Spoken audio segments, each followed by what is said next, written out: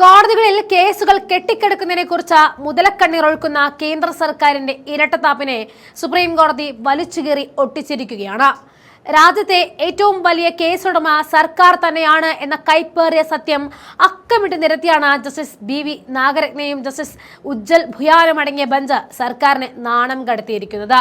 വെറുമൊരു ശാസനയിൽ ഒതുക്കാതെ അനാവശ്യമായിട്ട് കോടതിയുടെ സമയം പാഴാക്കിയതിന് 25,000 രൂപ പിഴയും കൂടി ചുമത്തിയാണ് കോടതി ഈ അപ്പീൽ ഭ്രാന്തിനെ നേരിട്ടിരിക്കുന്നത്. ഒരു സാധാരണക്കാരന്റെ ജീവിതവും ഉപജീവനവും സർക്കാർ സംവിധാനങ്ങൾ എങ്ങനെയാണ് പന്താടുന്നത് എന്നതിന്റെ നേർചിത്രമായിരുന്നു ഈ കേസ്. 10 വർഷത്തെ സേവന പാരമ്പര്യമുള്ള ഒരു CISF കോൺസ്റ്റബിളിനെ കേവലം 11 ദിവസത്തെ അവധിയെടുത്തതിലൂടെയും മറ്റൊരു നിസ്സാര ആരോപണത്തിന്റെയും പേരിൽ പിരിച്ചുവിട്ട നടപടി ഹൈക്കോടതി തന്നെ റദ്ദാക്കിയതാണ്.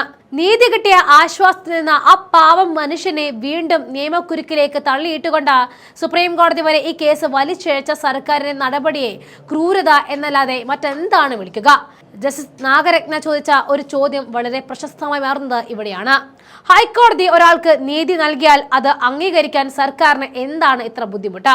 ഒരു വശത്ത് കേസുകളുടെ ആധികാരികതയെക്കുറിച്ച് ആശങ്കപ്പെടുകയും മറുവശത്ത് തീർത്തും ബാലിശമായ കാരണങ്ങൾ പോലും അപ്പീലുകൾ നൽകി കോടതികളെ ശ്വാസം മുട്ടുകയും ചെയ്യുന്ന കേന്ദ്രത്തിന്റെ നിലപാടിനെ ഇരട്ടത്താപ്പ് എന്നാണ് കോടതി വിശേഷിപ്പിച്ചത്.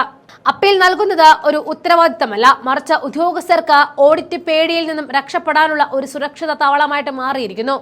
ഓരോ അപ്പീലിലും ഫയൽ ചെയ്യുമ്പോൾ അത് നികുതി പണത്തിന്റെ ദുർവിനിയോഗമാണെന്നും കോടതി ഓർമ്മിപ്പിച്ചു. സർക്കാർ അഭിഭാഷകർ കേവലം പോസ്റ്റ്മാനെ പോലെ പെരുമാറാതെ ഏത് കേസിൽ അപ്പീൽ നൽകണം എന്നതിൽ കൃത്യമായ നിയമ ഉപദേശം നൽകാൻ തയ്യാറാകണം എന്നിവയാണ് കോടതി നിർദ്ദേശിച്ചത്. അനാവശ്യ ഹർജികൾ സർക്കാർ സംവിധാനത്തിനുള്ളിൽ തന്നെ ഫിൽട്ടർ ചെയ്യാൻ സംവിധാനം വേണമെന്ന സുപ്രീം കോടതി നിർദ്ദേശം നിയമവ്യവസ്ഥയെ ബഹുമാനിക്കാത്ത ഉദ്യോഗസ്ഥ ഭരണകൂടത്തിലുള്ള കനത്ത പ്രഹരം തന്നെയാണ്.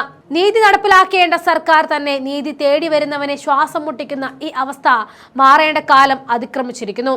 പാവപ്പെട്ട കോൺസ്റ്റബിളിനെ പിരിച്ചുവിട്ട നടപടി ശരിയാണ് എന്ന് സ്ഥാപിക്കാൻ ഖജനാവിൽ നിന്നും ലക്ഷങ്ങൾ പൊടിച്ച് സുപ്രീം കോടതി വരെ പോയ സർക്കാരിന് ഈ വിധി ഒരു പാഠമാകണം.